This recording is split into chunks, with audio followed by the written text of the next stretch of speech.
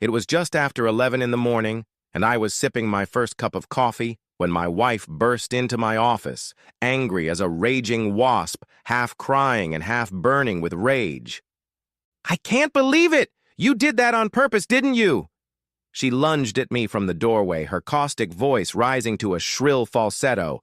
"Oh, poor thing, someone hurt your feelings. Now you feel like a hero, don't you? You're just a coward, that's what you are." Well, here we go. Just a great start to the day. It's only been 3 hours and it's already turning into a real mess. Just half an hour ago, I had to do the thing I hate most in the world. I fired an employee. I know that in some companies this is done by the HR department. Let others deal with the unpleasantness. I even heard a story about a company that was taken over by competitors from another state. The new owners forced the HR manager to clean house, and in the end, the newly appointed boss fired the HR manager herself as she was leaving her office. I'm not like that. The company belongs to me. I make the difficult decisions myself, and I take responsibility for them. Although this particular decision was easy for me, it couldn't have been easier. Meanwhile, my wife was in tears. "How could you?" she sobbed, but her eyes were burning with anger. "You're such a small man. You couldn't say it to my face, so you took it out on him. You just fired him. He has a wife and 2 children. Did you know that? Or does that mean nothing to you?" Okay. At least now I understood what she was talking about. Although even for her, this hysterics was over the top. Yes, I own the company, but the thing is, my wife is the head of human resources.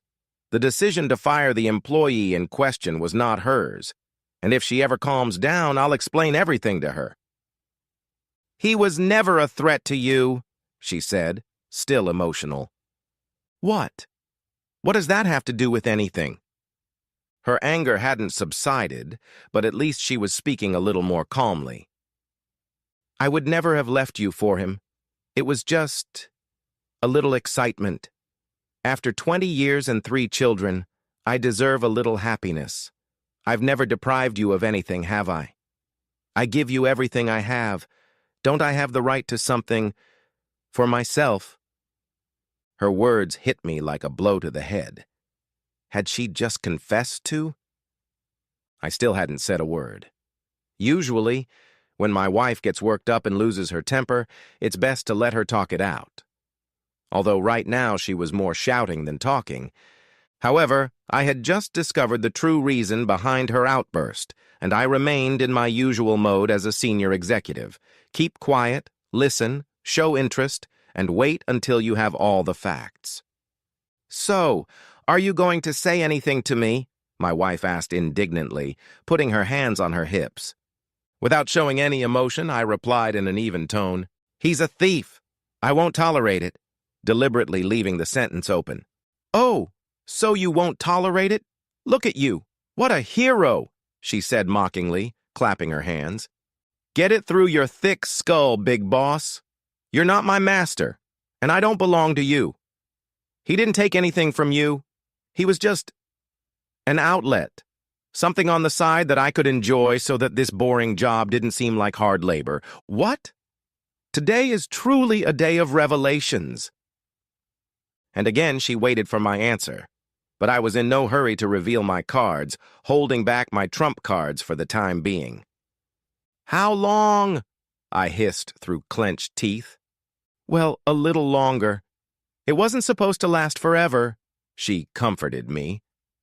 "That's not what I'm asking. How long has it been going on?" I think the question clearly caught her off guard. She suddenly softened her tone, as if the wind that had been filling her sails had suddenly disappeared. 2 months? 6 months, she said, her gaze now impossible to catch. "But it wasn't every day. Maybe a couple of times a week when you weren't at the office. So while I've been slaving away here, you two have been checking into cheap motels?" My voice broke into a hoarse croak. My wife was becoming increasingly uncomfortable. "We did it, mostly on the couch in my office," she confessed. "Great! Just fucking great!" You really thought this would stay a secret? I barked. How many people knew about this? We didn't tell anyone, she flashed, but immediately wilted, muttering very quietly to the floor. I didn't want you to ever find out. Her recent anger seemed to have almost faded away. Now she just looked sad. I think by the end of this conversation, sadness will completely overwhelm her, flashed through my mind. But how did you find out? She suddenly looked up, and something like hope flashed in her eyes. Did someone tell you? Yes, you did, just now.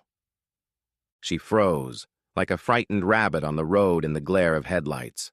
Her mouth opened in surprise, forming an O shape, and her fingers clenched the edge of my desk. Myself? Yep, I nodded. You didn't know? Her eyes widened as only they can in anime. Nope, I shook my head. Now she furrowed her brow and looked past me, staring into space. I could see her brain working at a feverish pace, as if she were putting together a puzzle at lightning speed. Then why did you fire him? She finally blurted out. I told you because he's a thief. The bastard was stealing from the company. The lunch bills he submitted didn't match the ones our contractors sent us. He cut some of his business trips short and pocketed all the money allocated for them. Then Samuel called me and told me that he was trying to get a small kickback for himself. I referred the matter to the accounting department. They dug deeper and found evidence. She collapsed into a chair while I was saying all this, and now her gaze darted around the room as if looking for a non-existent exit. And what now? Her weak voice trembled and broke. Now or then, I clarified. What? She looked at me blankly. Are you asking about him or about yourself? Her eyes filled with tears in a matter of seconds. Both of us, she whispered, clenching the armrests until her knuckles turned white. Well, as you already know, I fired him. Now it's your turn. I don't work with two-faced creatures, and I don't live with liars, I added. She just nodded. We had known each other too long for her to pretend to be surprised.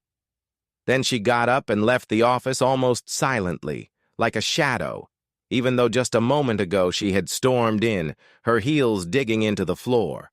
A little later, after clearing her desk and taking the photo from our honeymoon, she disappeared before I got home. The divorce was finalized without drama, like an empty kettle that had been building up steam for years. It finally burst silently.